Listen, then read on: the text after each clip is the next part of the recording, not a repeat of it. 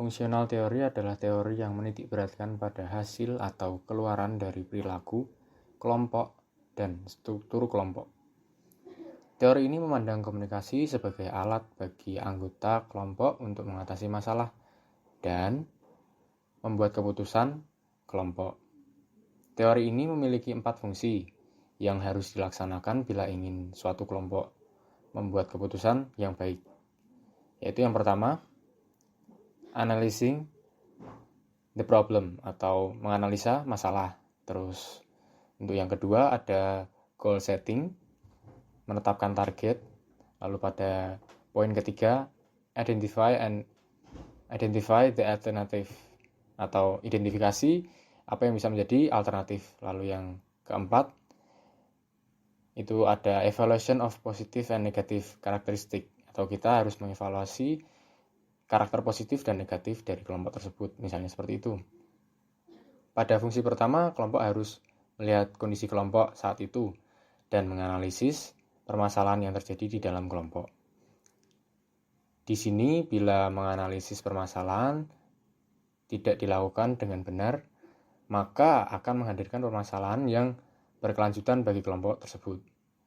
Oleh karena itu, kelompok harus menentukan sifat, luas, dan kemungkinan penyebab masalah.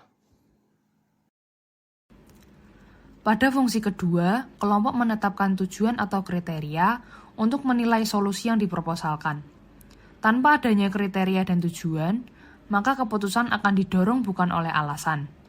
Ketika semua anggota kelompok menyetujui akan solusi A sebagai penyelesaian masalah yang akan dihadapi kelompok, maka kelompok dapat melihat dan memutuskan apa yang sebenarnya mereka mau sebelum keputusan akhir diputuskan. Setelah solusi utama diputuskan, kelompok dapat memilih keputusan lain atau alternatif yang dapat diimplementasikan. Di fungsi ketiga ini, kelompok mengidentifikasikan solusi lain yang dapat digunakan menjadi backup plan dari solusi utama ini.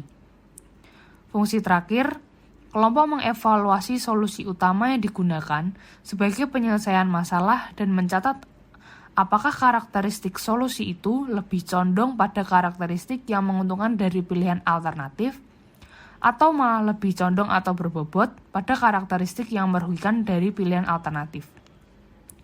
Solusi mana yang paling sesuai dengan kategori atau yang bisa menghubungkan kriteria yang telah dipilih kelompok? Solusi mana yang paling tidak menarik dan yang paling tidak sesuai dengan pengaturan tujuan?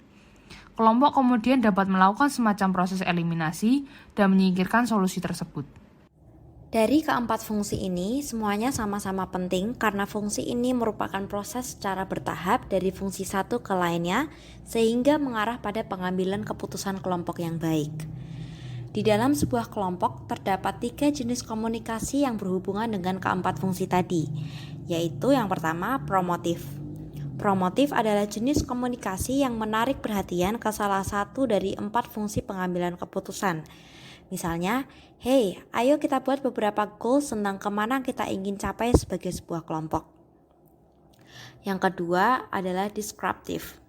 Descriptive adalah jenis komunikasi yang mengurangi kemampuan kelompok untuk mencapai keempat fungsi tugas.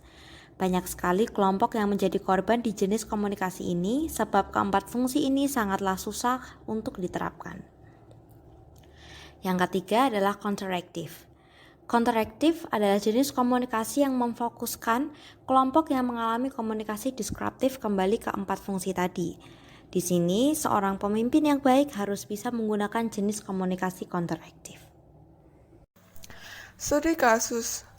Suatu kelompok menganalisis permasalahan kado ulang tahun untuk teman Z. Kelompok menganalisis kado apa yang tepat untuk diberikan kepada teman Z. Apakah baju, celana, tas, sepatu, atau barang-barang lainnya. Anggota A mengatakan Z sedang membutuhkan sepatu. Anggota B mengatakan Z membutuhkan tas. Kelompok tersebut yang kebingungan akhirnya memutuskan untuk bertanya langsung kepada Z supaya tidak terjadi salah pengiriman kado. Sialnya, Z malah menjawab dengan kata terserah.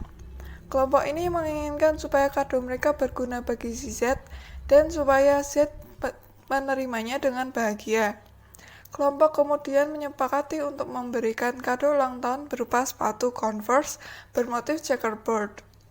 Kelompok tersebut memberikan ide-ide kado lainnya untuk menjadi backup plan mereka apabila kado sepatu tersebut tidak bisa dikirimkan atau mengalami kendala.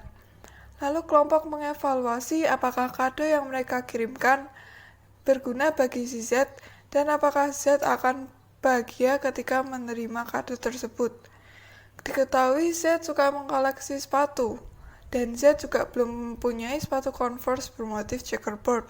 Bila kelompok memutuskan memberikan sepatu Converse bermotif checkerboard, maka pastinya kado mereka berguna bagi si Z dan Z menerimanya dengan senang hati.